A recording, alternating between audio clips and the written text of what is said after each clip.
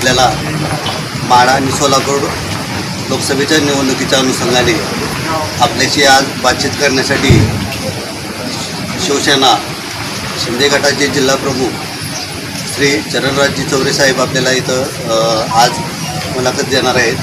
तर त्यांच्याशी आपण आज बातचीत करूया. सर्वप्रथम अध्यक्ष जय महाराष्ट्र. जय महाराष्ट्र.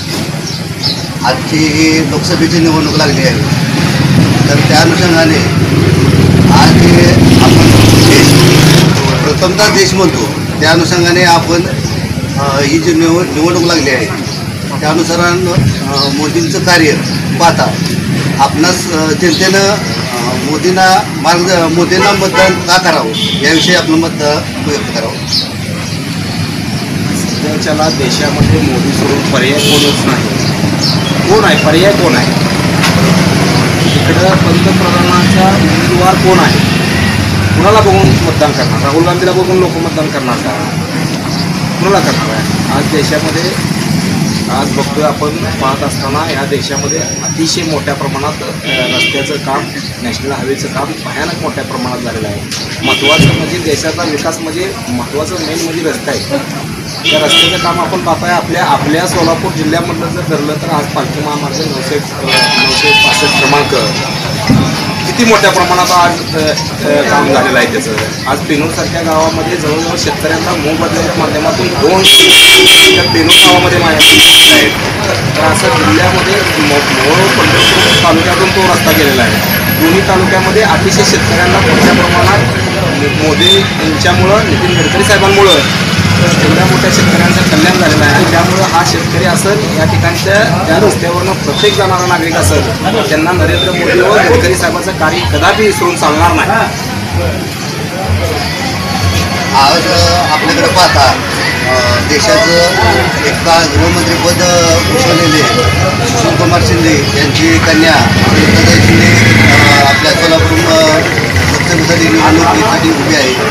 तर जे गृहमंत्री सुशीलकुमार शिंदे होते यांनी आपल्या कार्यकाळात आपल्या मोहोळ मतदारसंघासाठी कोणता निधी दिला याविषयी जरा माहिती सांगा. आमच्या मोहोळ तालुक्यासाठी सुशीलकुमार शिंदे यांचं शून्य कार्य आहे. कारण का तर या ठिकाणी पेनूरसारख्या मोहोळ तालुक्यामधल्या एका माळावर आलेलं विमानतळ त्यांनी राजकारणापोटी, द्वेषाच्या पोटी सोलापूरला पळवून नेलं. ही तर खरं तर मोहोळ तालुक्यातील सर्वसामान्य जनतेने लक्षात घेतलं पाहिजे.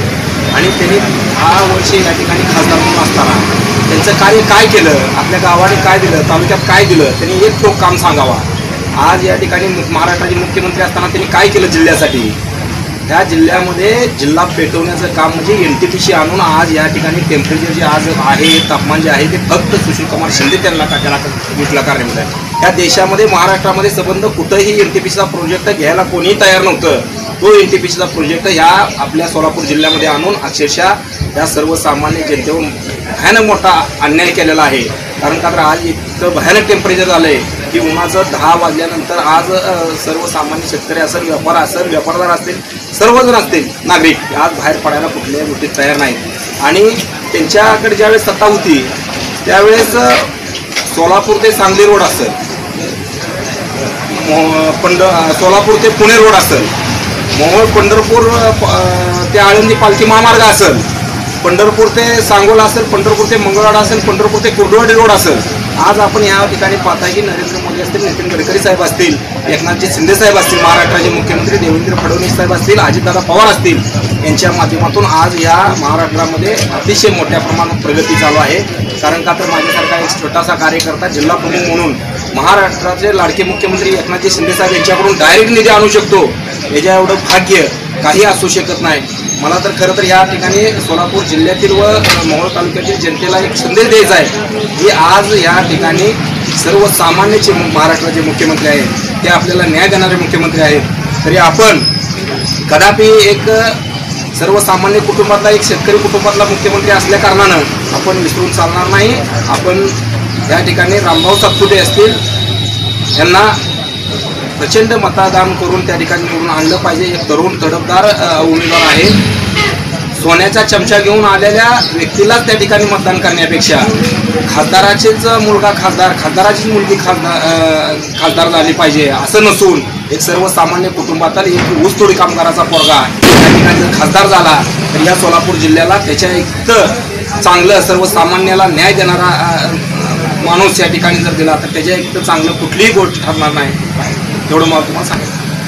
धन्यवाद.